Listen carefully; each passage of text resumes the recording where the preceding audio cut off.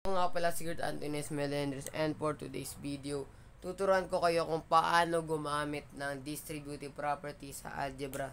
So, ito muna natin maging example. 3x 3, hindi. 3 open close parenthesis plus 2x equals 12. Paano nga ba natin yan isa-solve?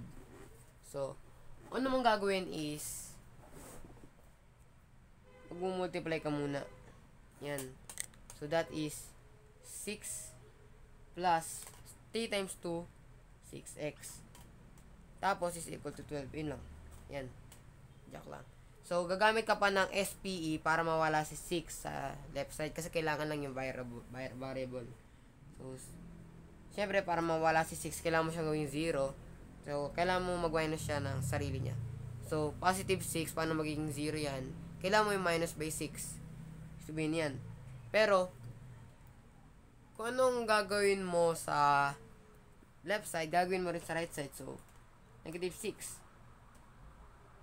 So, ito magkakancel na lang kasi 0 yan. Itong dalawa na yan matitira. So, 6x is equal to 12 minus 6, which is 6. Yan. Dito natin ilagay. Okay. 6x equals to 6. Paano mawawala si 6? Kailangan mo gumamit ng DPE or division. So, yan. Magkakancel yung 6 na yun ang magiging 1. 1x is equal to 6 divided by 6 is just 1. Kahit nga hindi mo na ipakita si 1 na yan eh. So, magiging answer dyan ay x is equal to 1. Okay. Paano naman ito? Okay, paano naman ito? Paano kapag 3 open close parenthesis x plus 2 minus 10 is equal to 8x plus 2. Paano naman kapag ganyan? So, unahin natin is mag-distributive method muna tayo, which is 3x tsaka yan, si 2. So, 3 times x is just 3x tsaka 3 times 2 is just 6. Okay. Paano natin yung gagawin? Tulad nga na sinabi ko kanina, dapat walang constant or number sa left side. Kailangan lang yung variable. So, kailangan natin mawala. Ayan. So, paano nga ba natin yung mawawala? Kailangan mo maging 0. So, plus 10. Tapos, hindi ka lang ganyan. Kailangan mo rin yung gawin sa right side. So, kailangan mo i-plus 10 yung constant. Yung constant. Hindi yung coefficient. Sabihin, ito magkakancel. 3x plus 6 is equal to 8x. Tapos, 10 plus 2 is just 12. Positive 12. Okay. So, 3x plus 6 is equal to 8x plus 12. Plus 12, yan. Again, kailangan natin tanggalin yung constant sa left side. So, si 6 dapat maging 0 yan.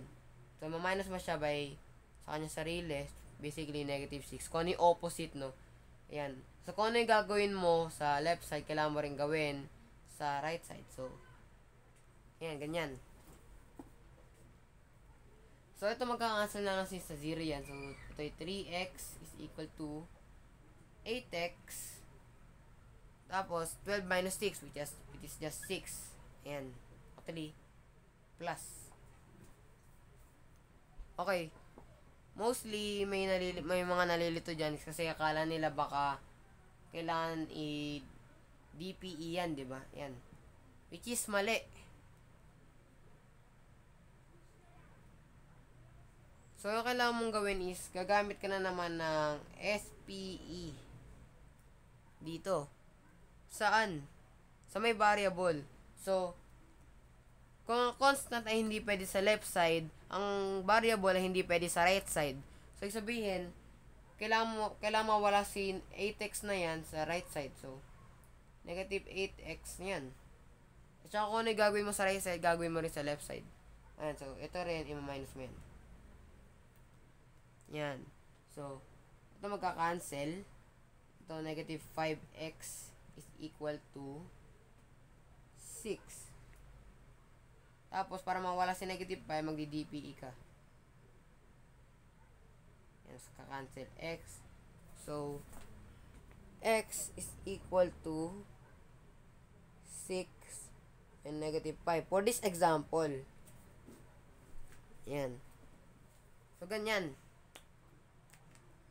Kailangan talaga mawala ng mga constant sa left side, pati variable sa right side. Ganyan.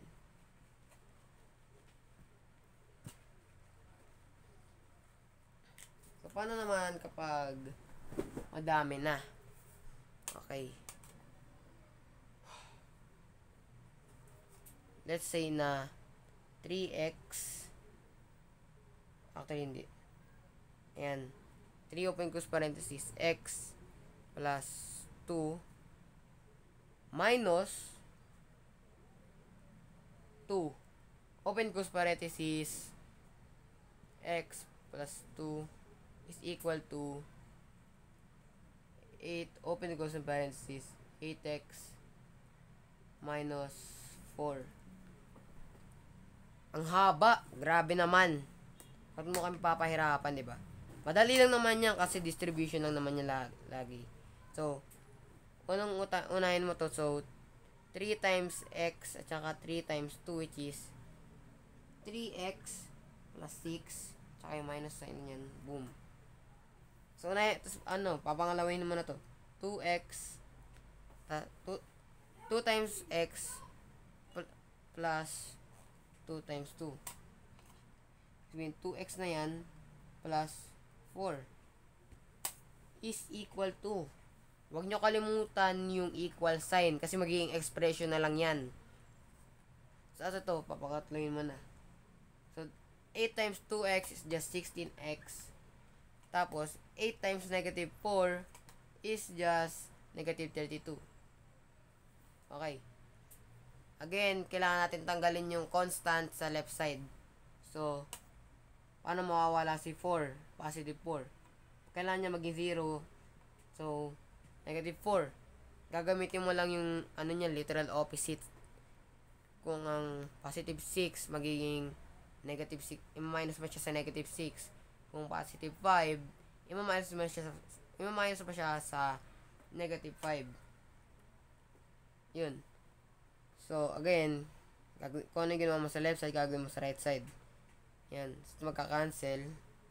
Just 3x plus 6 minus 2x is equal to 16x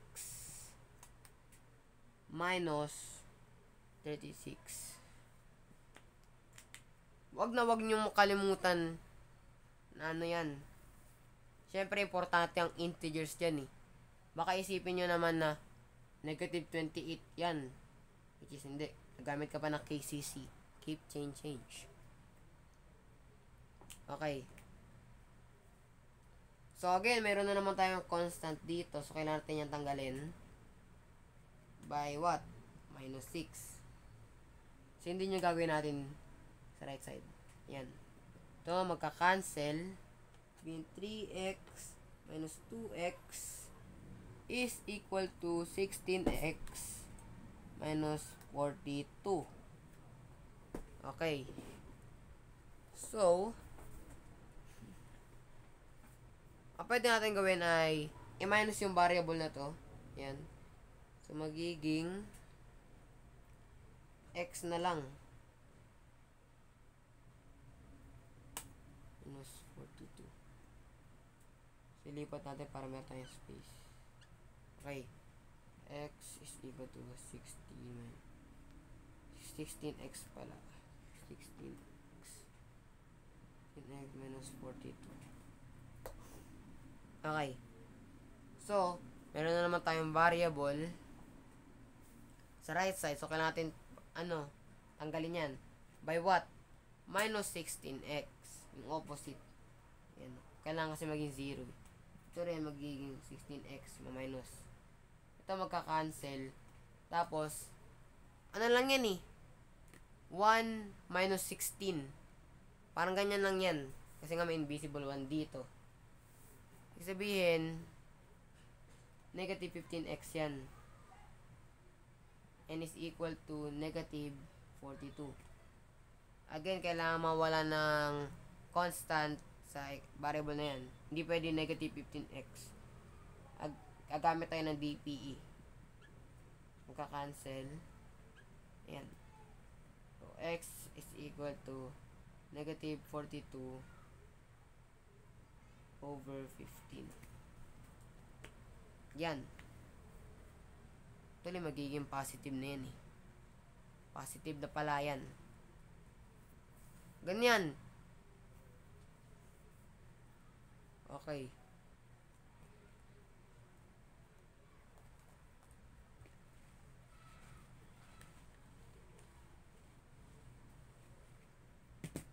Ayun na po nga magagawa. Thank you very much.